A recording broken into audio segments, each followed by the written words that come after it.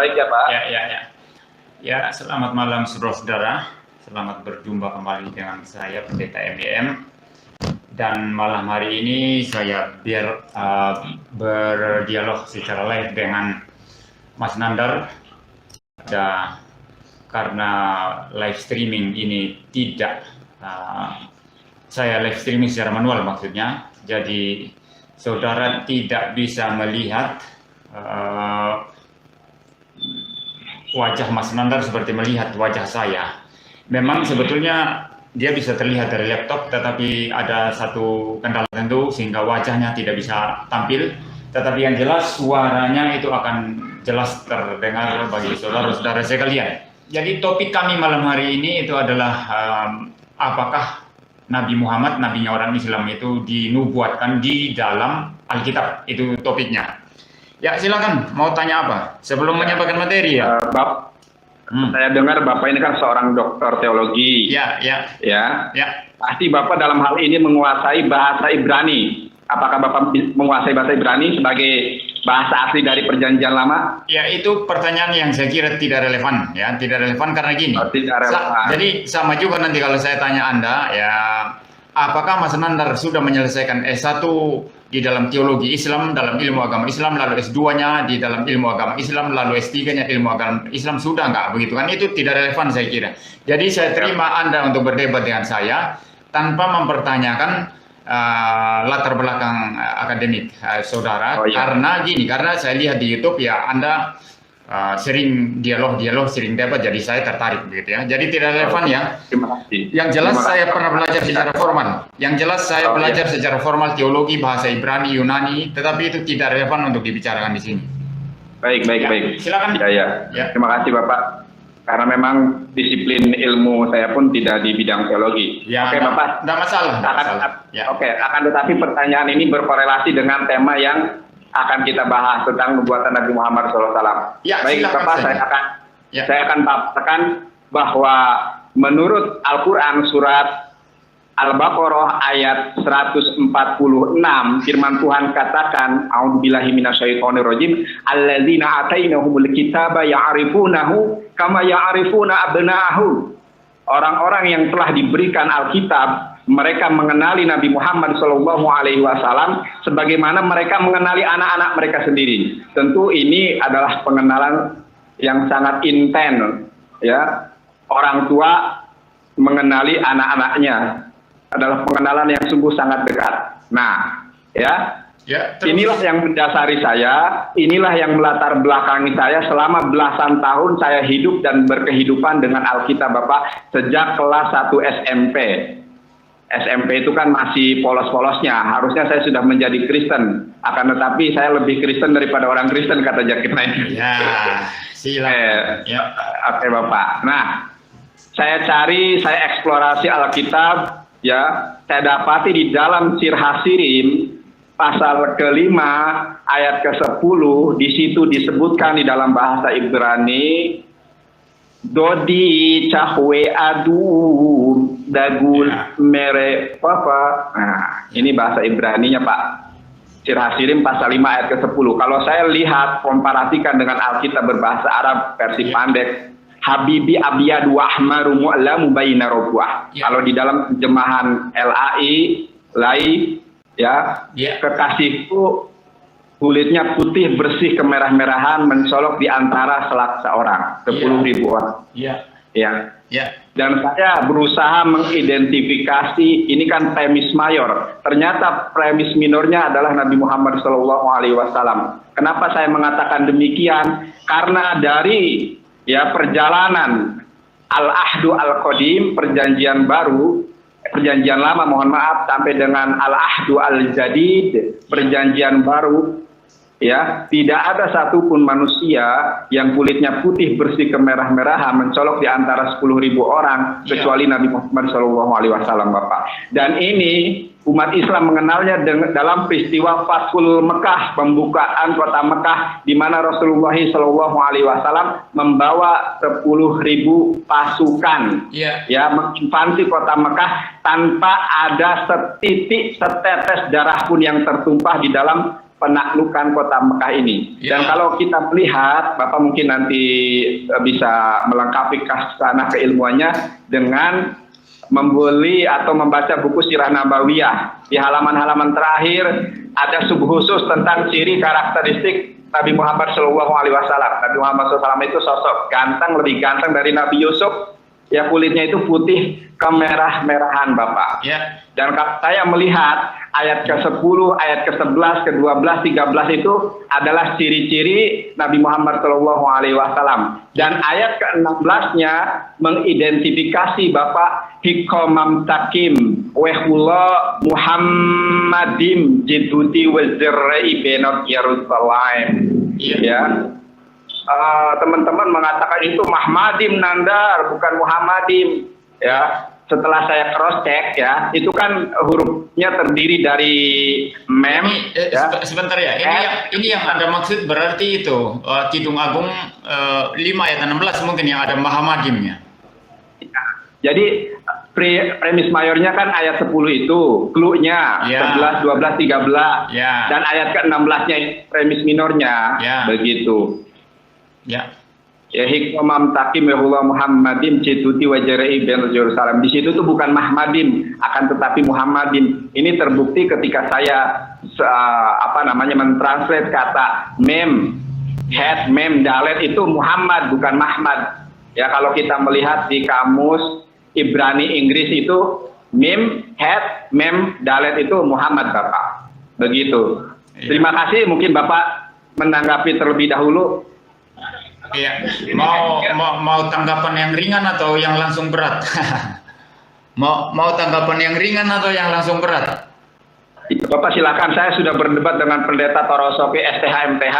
Oh gitu. Tetapi banyak ngambang. Mudah-mudahan Bapak bisa memberikan jawab yang tepat, yang dapat menguatkan keyakinan teman-teman dari. Terima kasih. Ini saya kasih yang ringan, tetapi nggak usah ditanggapi ya. Kemudian nanti saya kasih yang berat, itu yang harus ditanggapi ya. Ya, jadi gini. Anda berkata bahwa lebih tepatnya tadi itu apa? Bukan Muhammadim, tetapi apa? Menurut Anda tadi apa? Muhammadim? Halo? Halo? Ya. Ya, kalau Muhammadim. Ya. Ya, tapi sebetulnya di sana tertulis kan Muhammadim ya. Itu lengkapnya itu Hiko Mam Takim Wakulo Muhammadim, kan begitu ya.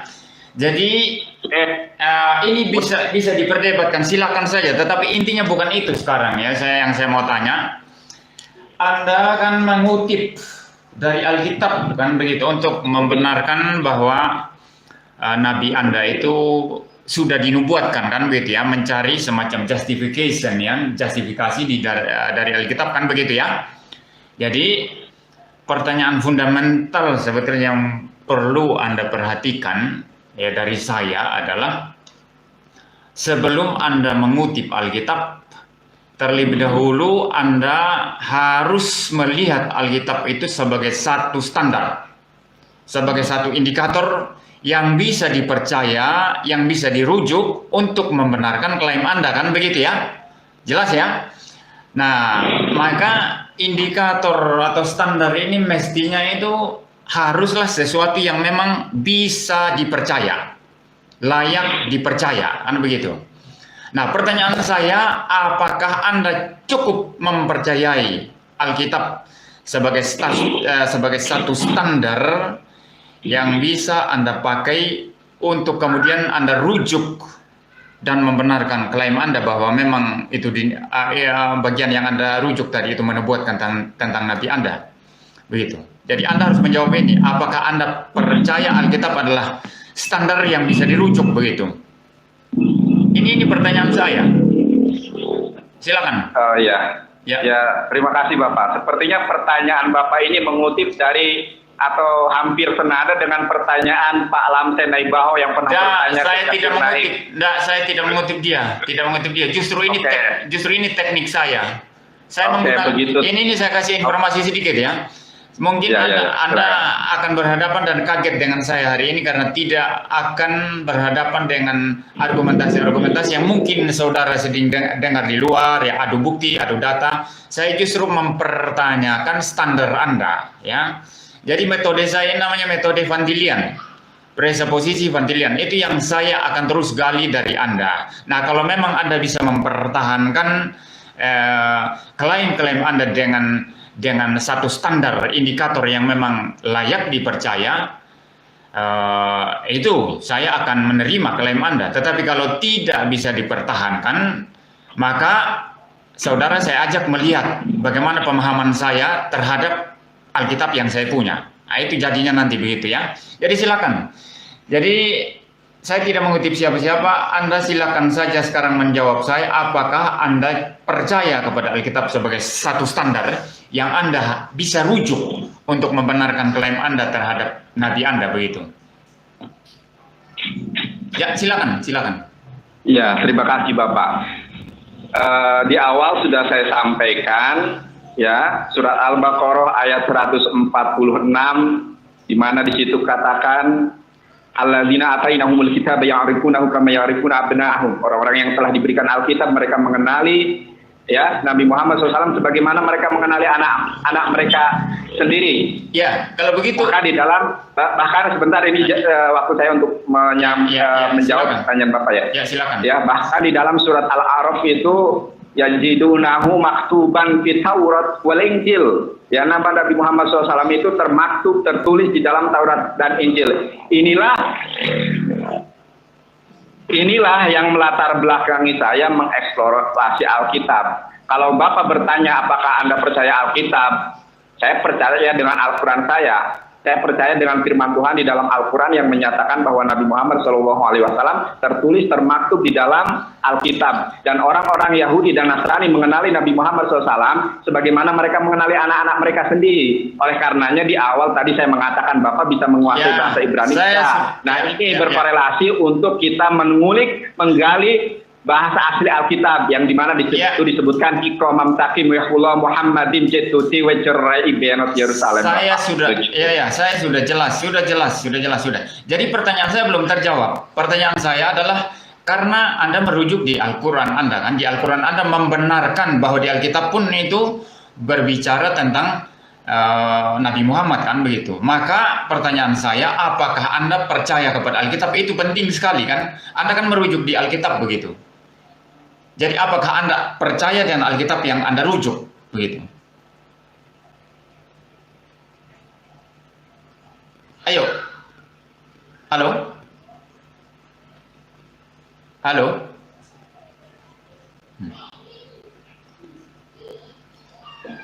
Ya. Jadi apakah Anda percaya dengan Alkitab? Saya ulangi, mohon maaf tadi mikrofonnya kepencet. Jadi apakah gini loh, jadi gini, Anda kan merujuk di Al-Quran Anda tadi, kan, ya, di situ membenarkan bahwa di Alkitab itu Nabi Anda pun dibicarakan di sana, kan, begitu. Nah, pertanyaan saya, apakah Anda percaya dengan Alkitab atau tidak? Itu penting sekali, karena Anda merujuk kepada Alkitab. Ya. Oke, jadi saya kira jawab. Saya butuh jawaban. Ada babul nuzul, sedangkan di dalam hadis itu ada asbabul wurud. Nah, saya akan menjelaskan kepada Bapak, ya. Pertanyaan Bapak itu hampir serupa atau bisa ya dijawab dengan hadis Nabi Shallallahu Alaihi Wasallam. Jadi Nabi Muhammad SAW itu pernah didatangi, bukan Nabi Muhammad SAW, Umar kalau tidak salah itu. Umar pernah didatangi oleh orang-orang Yahudi atau orang Nasrani membawa Alkitab, begitu. Nah, ketika Umar membaca, ketika Umar memegang itu, maka Umar mengadu kepada Rasulullah SAW, ya, terkait didatanginya Umar oleh orang-orang ahlul kitab dan menginjili Umar, begitu. Kata Rasulullah SAW, janganlah engkau membenarkan apa yang mereka terima atau mereka pegang, dan jangan pula engkau mendustakan. Ya, ini kan sikap pertengahan. Artinya apa? Di dalam surat Al-Baqarah ayat ke-79, fawailul lillazina yaktubuna al-kitaba bi'aidihim tsumma yaquluna hada min indillah. Ya. kecelakaan besarlah bagi orang-orang yang telah menulis Alkitab dengan tangan mereka sendiri, lalu mereka mengatakan ini dari Allah. Ya sudah, sudah. Halo.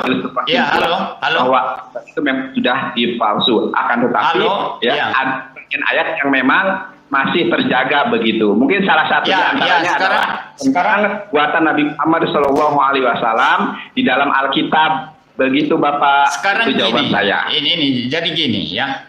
Anda merujuk Alkitab merujuk kepada Alkitab, ternyata tidak berani dengan 100% dengan yakin mengatakan itu adalah standar, itu adalah firman Tuhan standar, indikator yang bisa saya rujukkan.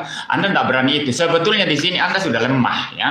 Anda merujuk kepada sesuatu yang Anda tidak sungguh-sungguh yakin apa itu benar. Dan terbukti tadi di bagian akhir Anda berkata, ada yang palsu, ada yang benar. Dan yang Anda bilang yang masih dipelihara itu adalah bagian yang menubuatkan tentang Nabi Muhammad, itu masih asli. Anda bilang begitu ya. Jadi gini loh, saya kasih tahu. Secara ilmiah itu, kalau mau akademik, mau ilmiah itu, untuk membuat satu klaim yang Anda betul-betul klaim sebagai 100% benar. Ya, dan saya menganggap klaim Anda ini 100% benar, bahwa Alkitab khususnya Kidung Agung pasal 5 ayat 10 dan seterusnya sampai ayat yang ke-16 itu menubuatkan Nabi Muhammad, dan Anda itu klaim dengan sangat yakin, dengan 100% yakin begitu. Nah, untuk klaim yang Anda buat 100% yakin, Anda mesti berdiri di atas satu standar yang Anda juga harus yakin itu 100% benar. Kalau tidak, Anda membuat satu klaim yang pasti di satu sisi, tapi dengan menggunakan standar yang goyang di satu sisi. Ini kelemahan Anda. Secara ilmiah ini tidak bisa dipertanggungjawabkan. Yuk silakan bicara dengan ahli-ahli ya, profesor, orang akademik akan ditertawakan. Kalau standarmu masih engkau ragu-ragukan, sebagian asli, sebagian palsu, lalu kemudian dengan begitu berani mengatakan, mengenai ini saya yakin 100% bahwa Nabi saya dinubuatkan dalam Alkitab. Sedangkan Alkitab sendiri Anda anggap ada palsu, ada benar, kan begitu. Jadi tidak bisa ya, Anda akan ditertawakan secara ilmiah, secara akademik begitu ya. Ini yang pertama. Yang kedua, yang Anda harus sekarang pikirkan. Anda tadi berkata sebagian palsu sudah dipalsukan, sebagian itu benar, kan begitu. Sekarang kalau saya menantang Anda, misalnya ya, kalau saya menantang Anda untuk menunjukkan kepada saya mana yang asli, bagian Alkitab yang asli, mana bagian Alkitab yang palsu, itu ada suara-suara Mas Nandar, ada suara-suara itu. Ya. Sudah. Ya, tolong ditenangkan dulu ya, Mas. Santai aja, Mas. Ya. Santai aja. Jadi gini. Jadi sangat santai, ya, Pak. Gini. Jadi ini yang kedua ya. Jadi Anda berkata sebagian asli, sebagian palsu. Kalau saya misalnya sekarang ini saya menantang Anda ya untuk menunjukkan, mendata secara utuh dan lengkap mana Alkitab yang asli, bagian Alkitab yang asli, mana teks yang palsu, Anda akan keteteran luar biasa. Ini yang pertama, akan keteteran luar biasa. Ya, itu katakanlah orang-orang apologet atau ahli kitab, katakanlah Muhammad Ali, Menahem Ali ya, Ustadz Menahem Ali yang paham Ibrani ya, paham Yunani begitu kan, paham bahasa Arab gitu kan. Dia akan keteteran kalau saya tantang. Coba tunjukkan yang asli. Ini baru-baru saya coba suruh tunjukkan mana yang asli, mana yang palsu. Yang kedua, saya akan tanya lagi, indikatormu ya, standarmu untuk menyatakan ini asli, ini palsu apa? Halo? Ya, jadi standarmu, indikatormu, sebentar dulu. Standarmu mengatakan ini asli, ini palsu, itu apa, kan begitu? Nah, sekarang apa, kan begitu? Nah, coba sekarang yang pertama tadi Anda tidak bisa jawab itu. Kalau paksa diri jawab itu Anda lemah sekali. Saya kira Anda mesti abaikan itu. Yang saya katakan tadi yang pertama ya. Anda mengklaim bahwa Nabi Anda itu dibuatkan di dalam Alkitab, Anda klaim itu benar 100%, sedangkan Anda, standar Anda yang Anda rujuk yaitu Alkitab, Anda katakan sebagian palsu, sebagian benar, berarti Anda berdiri di atas satu indikator atau standar yang tidak pasti, itu akan ditertawakan orang, ya. Anda mungkin coba jawab yang kedua saja ini, ya. tantangan saya tadi tidak usahlah repot Anda nanti kalau saya suruh tunjuk mana yang asli, mana yang palsu. Ini saja indikator Anda standar apa untuk mengatakan bagian misalnya yang menubuatkan Muhammad itu asli, lalu yang lain itu palsu apa? Coba. Ini yang saya mau tanya sekarang. Indikator Anda, standar Anda. Ya, bicara yang ilmiah, begini. Bicara yang ilmiah ya, begini. Bicara yang logis dan ilmiah, jangan hanya sekedar Anda rujuk-rujuk ayat Al-Qur'an lalu baca bahasa Arab, saya tidak butuh itu. Ya, coba. Begini, Pak. Tadi itu adalah sebuah pemaparan saya yang mendeskripsikan bahwa Nabi Muhammad SAW termasuk di dalam Alkitab. Dalam hal ini baru satu ayat saya, itu Sir Hasirim pasal 5 ayat ke-10. Akan tetapi tidak ada sanggahan dari Bapak justru bertanya sesuatu yang di luar atau out of the top. Tidak out of gini. Halo Bapak. Sebentar begini, dulu. Bapak. Sebentar. Halo Bapak. Ini kan waktu saya berbicara. Bapak tadi berbicara panjang lebar saya dengarkan. Sekarang saya waktunya berbicara. Coba. Mohon maaf, tolong Bapak dengarkan. Jangan seperti sang debater, saya berbicara dipotong. Ayo silakan coba. Gelar akademis kita tidak jauh berbeda, kita sama-sama orang akademik. Jadi dalam hal ini harus kooperatif dan profesional, Bapak. Terima kasih. Saya paparkan ya. Jadi saya tadi sudah memaparkan tentang nubuatan Nabi Muhammad SAW. Adapun standarisasinya adalah Al-Quran. Saya meyakini 100% apa yang dikatakan Al-Quran tadi surat Al-Baqarah 146 itu adalah sebuah kebenaran. Oleh karenanya saya mengeksplorasi mulai dari SMP.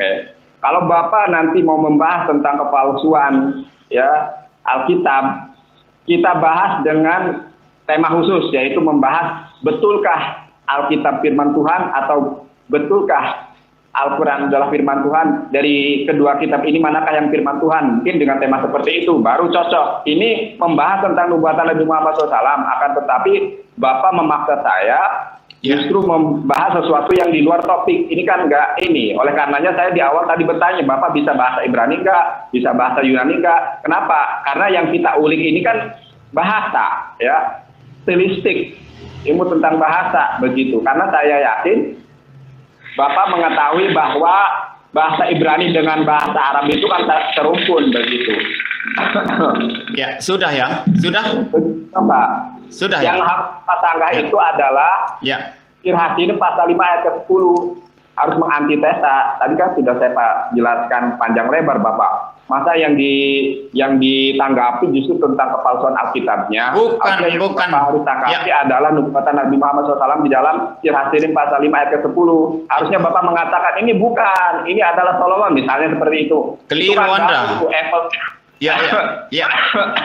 Sudah Jadi gini. Anda keliru, salah Anda. Anda membuat klaim itu harus ada standarnya, harus ada indikatornya. Anda klaim Nabi saya Muhammad dinubuatkan di dalam Alkitab. Itu klaim itu harus berdiri di satu standar. Kalau Anda buat klaim kosong yang tidak ada standarnya, untuk apa saya dengarkan, kan begitu. Jadi saya mempertanyakan standar Anda. Kalau Anda membuat satu klaim bahwa Nabi Anda itu dinubuatkan di dalam Alkitab, maka itu artinya Anda percaya Alkitab, kan begitu. Itu yang saya tanya. Maka saya tanya, apa Anda percaya Alkitab? Tidak. Kalau Anda merujuk kepada Alkitab, berarti Anda harus percaya kepada Alkitab lebih dahulu. Kalau Anda mengatakan Alkitab itu palsu, lalu Anda tetap rujuk Alkitab, maka rujukan Anda adalah rujukan palsu, dan klaim Anda klaim yang berdiri di atas kepalsuan, kan begitu. Logikanya begitu. Ini bukan out of context. Jangan Anda bilang out of context. Saya justru mempertanyakan klaim Anda, klaim kosong. Anda mengatakan Alkitab sebagian palsu, sebagian benar. Kalau sebagian palsu, sebagian benar, berarti Alkitab yang Anda rujuk ini tidak dapat dipercaya. Itu dari sisi Anda, perspektif Anda. Tidak bisa dipercaya. Mana yang palsu, mana yang benar, tidak bisa dipercaya. Tapi Anda rujuk bahwa Nabi Anda dinubuatkan di dalam Alkitab. Yang Anda sendiri tidak percaya. Ini klaim palsu, klaim kosong kalau begitu. Begini loh, saya beritahu Anda ya. Ya, halo? Masih dengar saya? Ya, halo. Saya dengar dengan baik. Begini ya. Nah, begini loh. Saya kasih ilustrasi sederhana sekarang untuk menggambarkan. Kalau saya berkata bahwa saya percaya kepada Mas Nandar, saya percaya kepada dia adalah orang baik, dia adalah orang yang lurus, dia adalah orang yang tidak jujur, begitu ya. Saya percaya. Tapi di sisi lain, saya berkata, Mas Nandar itu ya kadang bisa dipercaya, kadang tidak bisa dipercaya begitu. Ini berkontradiksi seperti itu. Nah, Anda ini dan para ustadz kristolog itu kan itu sudah umum mengatakan, bahkan Zakir Naik sendiri ya yang suka kutip-kutip Alkitab itu, dia berkata ya Alkitab itu penuh dengan kepalsuan katanya. Dia pernah bahas tentang kitab Kejadian dan saya sudah sudah memberikan tanggapan di dalam satu video ya, penuh dengan kepalsuan, itu bertentangan dengan sains dan ilmu pengetahuan katanya begitu kan. Tetapi sementara dia berkata Alkitab itu palsu, dia merujuk kepada Alkitab. Selalu merujuk kepada Alkitab kalau menyerang iman Kristen. Nah, ini standar apa? Ini berkontradiksi. Jadi kalau kita tidak mempercayai sesuatu ya, kalau Anda tidak mempercayai sesuatu, Anda tidak bisa merujuk kepada sesuatu itu untuk mendukung atau membenarkan klaim Anda. Apalagi klaim itu dibuat atau diyakini secara 100%, kan begitu. Sama seperti saya ya. Kalau saya berkata ya, ini saya kasih contoh Anda sekarang. Kalau saya berkata ya, tetapi saya tidak pernah singgung-singgung kitab Anda. Itu tidak urusan saya singgung kitab Anda. Tapi seandainya ya, ini saya bilang seandainya. Saya berkata, kitab Anda itu palsu. Kitab Anda itu tidak benar begitu. Tetapi kemudian ketika membicarakan tentang Yesus Kristus ya, saya kemudian merujuk kepada kitab Anda yang tadinya saya bilang palsu. Saya mulai merujuk. Nah, lihat di kitab Anda kan ada Yesus di sana.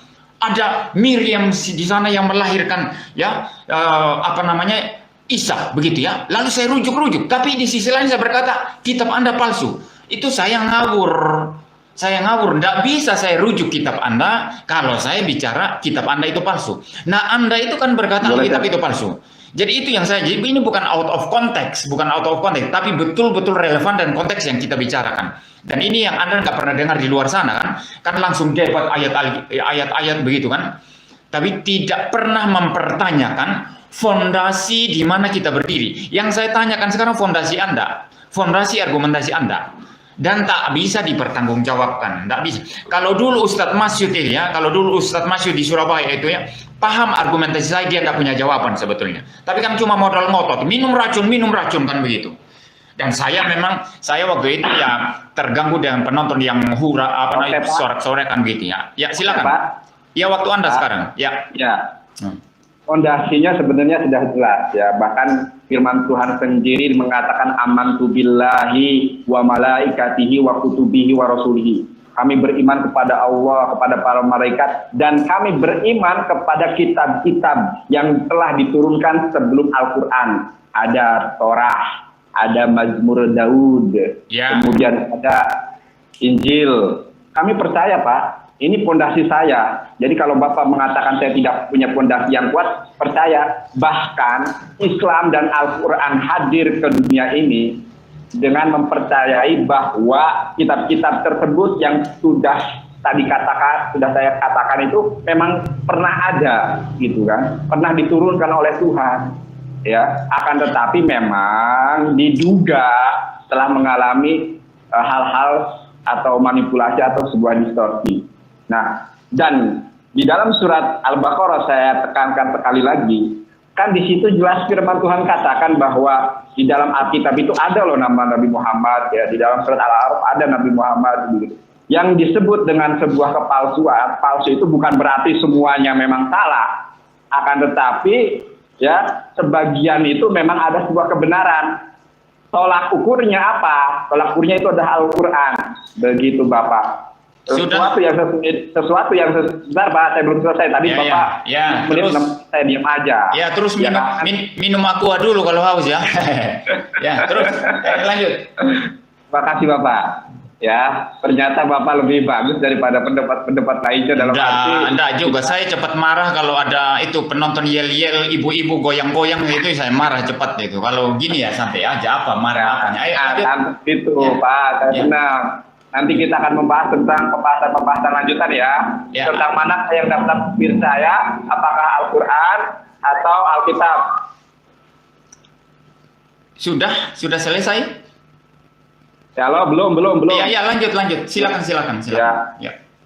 Jadi landasan atau fondasi saya itu sudah kuat, ya Bapak, bahwa tadi Al-Quran katakan ada nama Nabi Muhammad di dalam Alkitab. Orang-orang ahlul kitab mengenali Nabi Muhammad SAW. Yang harusnya kita eksplorasi lebih jauh adalah benar tidak sih? Harusnya Bapak mengantitesa, bukan malah bertanya kepada sesuatu yang bukan substansi. Di sini loh Pak. Substansi, enggak substansi, keliru Anda. Saya sudah bantah tadi. Substansi yang saya tanyakan. Ini juga Anda masih salah kaprah. Lanjut dulu. Nanti saya akan kasih respons. Lanjut. Yang saya inginkan adalah Bapak merespon. Harusnya Bapak mengantitesa tentang Silhasirin pasal 5 ayat ke-10. Itu kan premis mayor. Premis minornya adalah Silhasirin pasal 5 ayat ke-16. Ini baru membahas Silhasirin. Belum saya membahas Isaiyah. Perjanjian baru bagaimana Bapak. Tapi saya patut mengapresiasi dengan teknis debat yang sederhana seperti ini. Saya harap Pak Deki Gadas mengikuti atau bukan sederhana. Ini bukan teknik sederhana. Bukan teknik sederhana ini. Justru saya mempertanyakan fondasi Anda. Jadi saya jawab sekarang ya. Ya. Langsung ke ya, Silhasirin pasal 5 ayat 10 aja Pak, jangan tidak. Oh, keliru. Anda masih belum paham. Nggak bisa. Mesti jelas. Jadi gini, ya ini saya jawab sekarang. Yang Anda maksud dengan fondasi tadi itu keliru. Kalau fondasi Anda Al-Quran, bukan itu yang saya maksud. Anda keliru tadi memahami argumentasi. Maka dengar baik-baik dulu ya. Coba didengar baik-baik ya. Kalau ada gua minum dulu biar lebih cerah otaknya, begitu ya. Jadi gini loh. Saya tidak sedang mempermasalahkan tadi fondasi Anda yang adalah Al-Quran, bukan itu. Saya tahu Anda orang Islam, pasti fondasi Anda orang Al-Quran. Sama seperti saya orang Kristen, fondasi saya itu Alkitab kan begitu. Yang justru saya pertanyakan bukan itu, tetapi Anda kan merujuk Alkitab. Waktu Anda merujuk kepada Alkitab, Anda sedang menjadikan Alkitab sebagai fondasi Anda. Ini yang saya maksud. Anda mesti paham ini sekarang. Ya, waktu Anda merujuk Alkitab, ketika Anda berkata bahwa Nabi saya jelas dinubuatkan di dalam Kidung Agung 5 ayat 10, ayat 16 kan begitu kan. Ada istilah hodi di sana yaitu beloved ya. Itu di situ kan ada begitu, kekasih begitu ya. Jadi itu membicarakan tentang Nabi saya kan begitu. Anda merujuk kepada Alkitab. Nah, fondasi itu yang saya mau tanyakan. Ketika Anda merujuk kepada Alkitab, Anda berarti sedang menjadikan Alkitab sebagai fondasi rujukan Anda. Tetapi Alkitab yang Anda jadikan fondasi rujukan ini, Anda katakan palsu. Ini jadi problem. Saya tidak permasalahkan Al-Quran Anda. Ini yang jadi problem. Di sini Anda tidak bisa jawab. Makanya saya bilang tadi, silakan tanya profesor, orang ilmiah, orang akademik ya. Lalu Anda membuat klaim, ini saya 100% benar. Tetapi merujuk kepada sesuatu hal yang Anda anggap sendiri itu palsu. Ditertawakan kamu. Ditertawakan, betul. Ditertawakan. Mirip saya ya. Saya misalnya berdiri di sini kan. Ya duduk di sini. Di kursi inilah ya saya duduk. Saya goyang-goyang di sini. Lalu saya berkata, kursi ini begitu saya keliru ya. Saya goyang-goyang, saya gerak-gerak di sini kan. Sambil saya berkata, kursi ini ternyata tidak kuat ya. Kursi ini ternyata rapuh. Saya omong kosong di sini. Saya goyang-goyang sementara mengatakan kursi ini rapuh. Begitu kan? Itu model Anda kan begitu. Dan Ustadz UT itu kan begitu. Jadi mengatakan Alkitab palsu. Tapi merujuk kepada Alkitab. Maka itu yang saya katakan ya, fondasi Anda itu nggak beres ya. Jadi Anda mengatakan ya tenangkan dulu lah itu yang ribut-ribut ya. Jadi Anda mengatakan Alkitab palsu, tetapi Anda rujuk sebagai fondasi untuk membenarkan klaim bahwa Muhammad dinubuatkan di situ. Ini problem besar. Coba tanyalah orang-orang akademik, problem besar itu. Secara epistemologi Anda bagaimana bisa bertanggung jawab tentang itu? Ya. Jadi sudah, sudah jelas. Jelas enggak? Jelas enggak? Ya, sudah. Ya. Sudah. Giliran saya, Pak ya? Iya. Ya. Jadi agak susah saya kalau Iya memang susah ya, ini betul Anda ngakui sekarang memang susah. Ya, belum jangan dipotong dulu Bapak. Iya, dipotong dulu. Iya, saya susah kalau menghadapi Pak Gembala, ya bukan hanya Bapak sebenarnya, Pendeta Toroso STHMTH, ya, Magister Teologi, tapi tidak bisa bahasa Ibrani, tidak bisa bahasa Yunani, salam terjemah gitu kan, itu jadi jargon saya Pak. Sebenarnya kenapa lari ke pembahasan tentang fondasi, tentang inilah percaya atau Alkitab? Karena Anda merujuk. Karena belum Pak, saya lagi berbicara tadi Bapak berbicara panjang lebar, saya kooperatif, saya diam, saya dengarkan dengan baik, tidak memotong pembicaraan Bapak. Jadi bukan hanya Bapak, saya bahkan pernah secara intens berdiskusi santun waktu itu lewat video WhatsApp ya, dulu belum ada Skype gitu, saya belum paham. Pendeta sendiri ngaku nih, pendeta kelas kondang di Surabaya itu, tidak penting belajar bahasa Ibrani, tidak penting belajar bahasa Yunani, yang penting kita menyampaikan warta kebenaran bahwa Yesus adalah juru selamat. Nah inilah yang menjadi dasar kenapa ya teman-teman Kristiani ketika saya menyampaikan nubuatan Nabi Muhammad SAW dari kelas kristal, jemaat kristal, Kristen Natal yang hanya ke gereja pas Natalan doang, kristal bukan, itu dari Pak Gembala Sidang juga. Ada yang bilang kristal, Kristen Natal begitu. Sampai dengan sekelas doktor teologi seperti Bapak ini tidak menguasai bahasa Ibrani, tidak menguasai bahasa Yunani, akhirnya susah untuk mengantitesa dalil dasar saya tentang nubuatan Nabi Muhammad SAW di dalam Alkitab Bapak. Ini entry point-nya Bapak. Begitu. Kalau Bapak terus-terusan tidak ada inti pembahasan, ya akhirnya kan jadi debat kusir Bapak. Bukan debat kusir, saya jawab sekarang ya. Keliru lagi Anda, bukan debat kusir ini. Saya mempertanyakan fondasi Anda tadi dan Anda tidak bisa bertanggung jawab. Anda bingung kan? Ini berarti apa? Anda membuat klaim di atas satu fondasi yang tidak bisa dipertanggungjawabkan. Fondasi saya jelas. Tadi kan Loh, Anda belum selesai. Belum, Bapak. Oh, silakan, coba. Fondasi saya jelas tadi, Bapak. Fondasi saya itu Al-Quran. Bukan itu, Anda belum, saya potong, ini saya langsung potong saya daripada melebar buang waktu kita nanti. Anda belum paham. Waktu Anda merujuk Alkitab, Anda menjadikan Alkitab sebagai fondasi Anda. Itu maksud saya. Tetapi Anda katakan Alkitab itu palsu. Ini bagaimana kan begitu? Ini problem. Anda tidak paham ini. Gini loh. Anda mesti paham ini dulu. Ya. Udah Pak, udah kan Bapak. Nah, ya lanjut coba. Saya memakai dasar Alkitab karena kitab saya, Tuhan saya menyatakan bahwa di dalam Alkitab itu terdapat nama Nabi Muhammad SAW, baik secara eksplisit maupun implisit, ya. Begitu Bapak. Oleh karenanya saya mengutip Sirah Hasirim pasal 5 ayat ke-10, 11, 12, 13 dan ayat ke-16 mengidentifikasi clue-clue yang telah saya sebutkan tadi, ayat 10, 11, 12, 13 begitu. Jadi itu sebenarnya sudah dasarnya sudah jelas, ya kan? Ini adalah sebuah pembuktian Bapak, pembuktian sebagai alat bukti loh ya. Alat bukti yang saya itu ada dua. Sedangkan saya itu bisa memberikan alat bukti lain di dalam Alkitab bahwa Nabi Muhammad SAW itu memang benar dibuatkan di dalam Alkitab. Firman Tuhan sendiri katakan di dalam Al-Quran, begitu Bapak. Jadi harusnya Bapak ini to the point aja, itu bukan Muhammad loh. Benar seperti ini. Tetap bermasalah. Ya, sudah ya, saya jawab ya. Ya, sekarang giliran saya. Jadi gini, Anda mengatakan saya standarnya Al-Quran. Karena Al-Quran saya mengatakan bahwa Nabi saya ada di Alkitab, maka saya percaya begitu. Nah, kalau Al-Quran Anda, perhatikan sekarang logikanya ya. Ini saya obok-obok logika Anda ini. Kalau Al-Quran Anda mengatakan bahwa Nabi Anda itu ada di Alkitab, berarti Al-Quran Anda menjustifikasi Alkitab itu benar. Berarti Al-Quran mengakui Alkitab saya. Nah, mengapa Anda sendiri kalau Al-Quran mengakui Alkitab saya sebagai benar lalu dirujuk ya tentang adanya Muhammad di sana, mengapa Anda mengatakan Alkitab saya palsu? Jadi Anda berkontradiksi dengan Quran Anda sendiri. Ini saya obok-obok logika Anda sekarang. Anda tidak akan menemukan debat-debat di luar sana. Saya obok Anda sekarang ini. Ya, jadi gini loh, saya perjelas lagi ya. Biar dengar baik-baik step by step ya. Al-Quran Anda mengatakan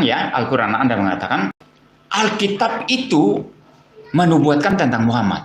Berarti di sini Al-Quran sedang menjustifikasi, sedang memberikan pembenaran terhadap Alkitab. Ya, karena kalau betul Nabi Anda itu dinubuatkan dalam Alkitab, ya, dan Quran mengakui itu, maka mau tidak mau Quran itu dia sedang membenarkan Alkitab. Nah, kalau Quran, pertanyaan saya sekarang, kalau Quran sendiri, ya, ini saya coba bahas dari perspektif Anda. Kalau Quran sendiri itu, ya, menurut Anda merujuk kepada Alkitab bahwa Muhammad dinubuatkan di sana, ya, dan dengan demikian Quran Anda itu membenarkan Alkitab, mengapa Anda dan ustadz-ustadz lain itu mengatakan Alkitab palsu? Silakan terus. Jadi panjang lebar, nanti saya close statement ya, saya jawab dengan gamblang juga, silakan. Terus sudah closing statement ya, sudah enggak apa-apa. Jadi gini. Jadi Anda serba salah ya. Ini coba saya sarankan belajar logika ya. Logika kacau balau semua ya. Jadi Anda merujuk kepada sesuatu yang Anda katakan palsu, tapi mengatakan saya terima itu karena Quran. Saya mengatakan Alkitab, di dalam Alkitab itu ada Muhammad. Begitu kan? Loh, justru kalau begitu Al-Quran sedang membenarkan Alkitab. Kalau Quran membenarkan Alkitab, mengapa Anda sendiri mengkritik Alkitab sebagai palsu? Serba salah Anda di sini. Ini yang pertama. Saya kira Anda tidak bisa jawab itu ya. Coba tanya ilmu logika lah, ahli logika lah begitu ya. Anda akan bisa jawab, pusing ya. Karena memang Anda berdiri, tuduhan Anda itu ya dibangun di atas klaim palsu, klaim kosong begitu, yang tidak ada buktinya. Lalu yang kedua, Anda berkata tadi, ini saya tertarik menanggapi sekarang. Ada banyak pendeta, orang Kristen berkata bahasa Ibrani, Yunani tidak penting. Siapa yang bilang begitu? Saya tidak bilang begitu. Saya bilang saya belajar formal, ya. Tentu saya pernah belajar Ibrani, belajar Yunani. Bahkan di Belanda saya pernah belajar bahasa Aram, ya. Walaupun saya tidak ahli, karena bidang saya bukan ahli bahasa, ya. Tetapi saya belajar. Jadi saya tidak pernah menyangkal bahwa Ibrani, Yunani tidak penting. Tetapi sekarang ini apa? Itu belum esensial untuk masuk di sana. Karena saya mempertanyakan standar Anda, dan standar Anda goyah tidak bisa dipertanggungjawabkan. Dari tadi bingung. Saya coba menjelaskan Anda tidak ngerti-ngerti. Bingung. Karena memang Anda ini epistemologinya, standarnya, presuposisinya itu kacau semua kan begitu. Ya, coba closing statement. Ya, silakan. Ya, closing statement. Terima kasih Bapak. Kalau masalah diskusi itu kan bukan menang dan kalah ya Pak ya. Tidak, betul ya. Betul. Ya. Terima kasih. Jadi saya senang kalau berdiskusi sampai seperti ini. Silakan. Ya, saya ingin mendakapi, terserahlah Bapak mau mengatakan apa. Yang penting dasar saya itu adalah jelas, yaitu firman Tuhan di dalam surat Al-Baqarah 146 ya. Dan umat Islam pun kami di dalam Al-Qur'an memang Bapak sudah saya berulang kali katakan amantu billahi wa malaikatihi ya wa kutubihi wa rasulihi, ya kami itu percaya pada Allah Khalik langit dan bumi yang telah mengutus Abraham, Moses, Yesus, Masya. Percaya saya, dan percaya saya juga kepada para malaikat Gabriel, malaikat Mikael dan seterusnya, dan saya juga percaya kepada kitab. Nah, ini entry point yang harus Bapak dengar. Percaya kepada kitab-kitab yang telah diturunkan oleh Allah Khalik langit dan bumi, yaitu Taurat, Mazmur Daud, Injil, begitu. Nah, masalahnya memang Al-Quran kami, Tuhan kami nyatakan bahwa sebagian isi dari Alkitab memang sudah tidak original lagi. Bukan saya yang mengatakan, tapi firman Tuhan di dalam Al-Quran. Lalu bagaimana dengan nubuatan Nabi Muhammad SAW di dalam Alkitab?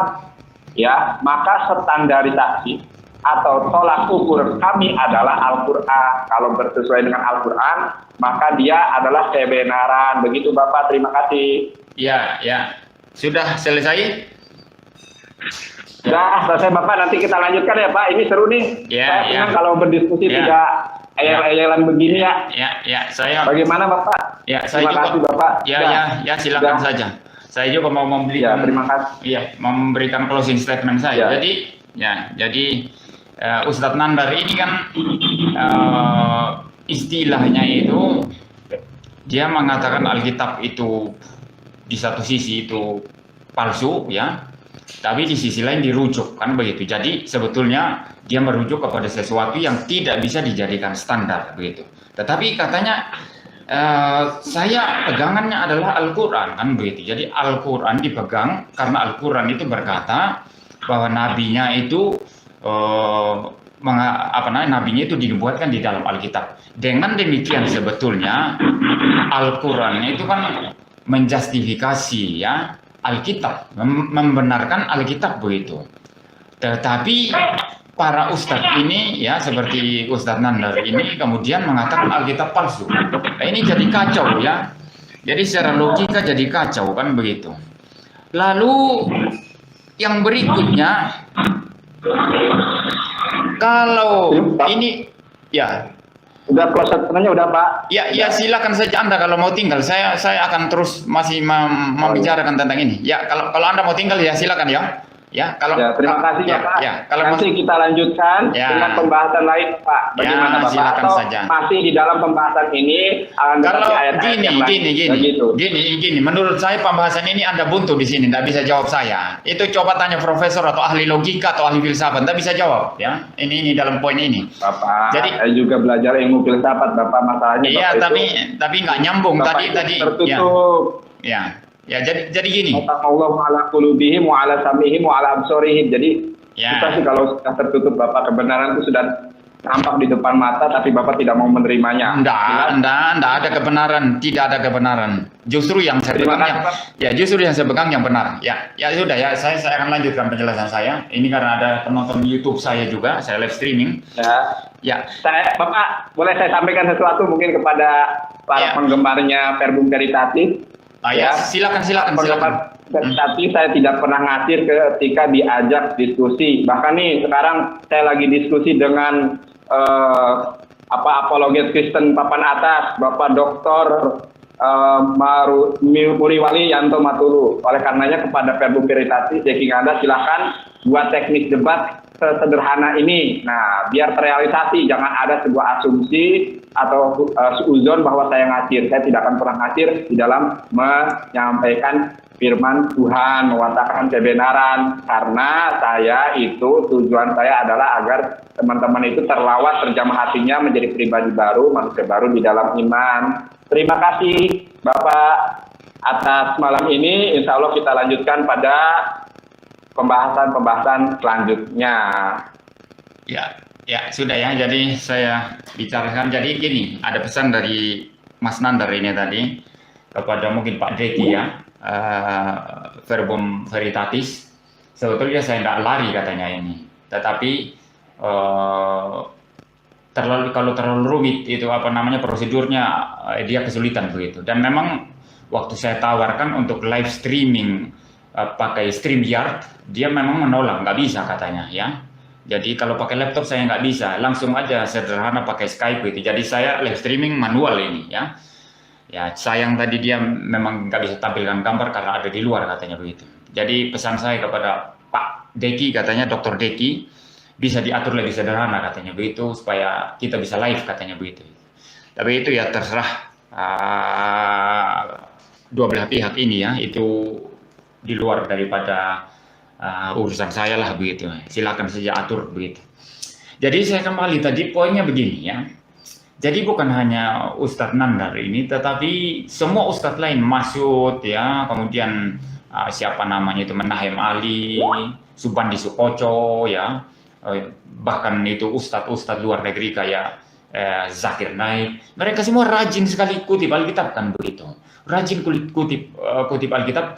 Kalau rajin mengutip Alkitab kan mestinya itu secara tidak langsung ya, langsung atau tidak langsung harus didasari oleh satu ya keyakinan bahwa Alkitab itu layak untuk dikutip, layak untuk jadi referensi begitu.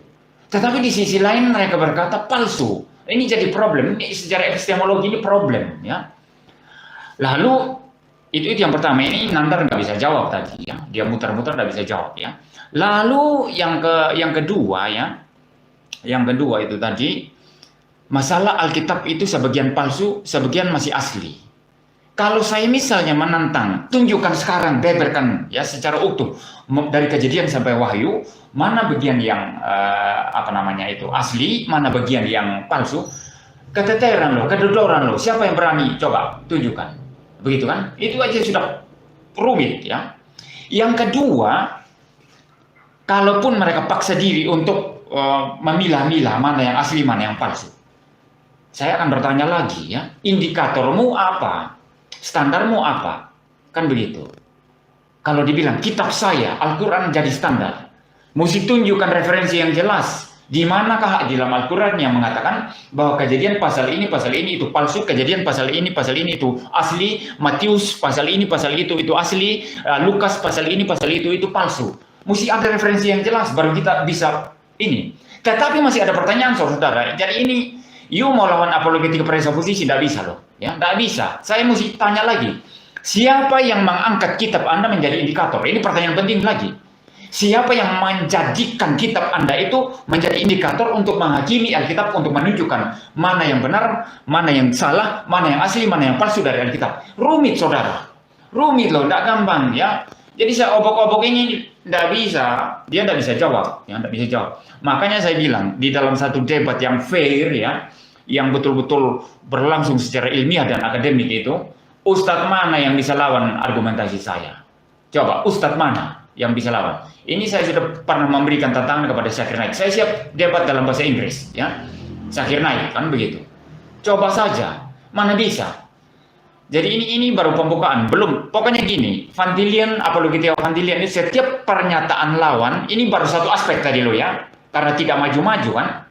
Setiap pernyataan lawan itu ya, yang melawan kebenaran Alkitab itu ada kepalsuan-kepalsuan di dalamnya yang bisa direduksio ad absurdum, yang bisa direduksi menjadi meaningless, menjadi nothing, ya. Itu namanya memustahilkan pandangan lawan yang melawan kebenaran Alkitab begitu. Semua ada jalan masuk untuk reduksi. Sayang di Indonesia ini kan saya tidak punya itu kan, tidak punya apa namanya orang-orang yang mau secara filosofis berdebat kan, maunya langsung perang bukti-bukti kan begitu, data-datamu mana, ayat-ayatmu mana, bahasa aslinya mana kan begitu. Maunya orang-orang Indonesia kan begitu. Coba ada misalnya ustadz yang betul-betul mempertanyakan Alkitab, mempertanyakan keilahian Kristus, mempertanyakan iman Kristen, ya, menggunakan argumentasi filosofis, ya, bukan perang bukti dan data. Kalau saya tidak babat habis, ya. Semua saya akan tunjukkan klaim-klaim palsu, klaim-klaim bohong, begitu kan? Ya, serang kepada Alkitab tapi bolong-bolong kan begitu. Nah, ini malam ini saya memberikan bukti, ya. Saya malam ini memberikan bukti, ya. Jadi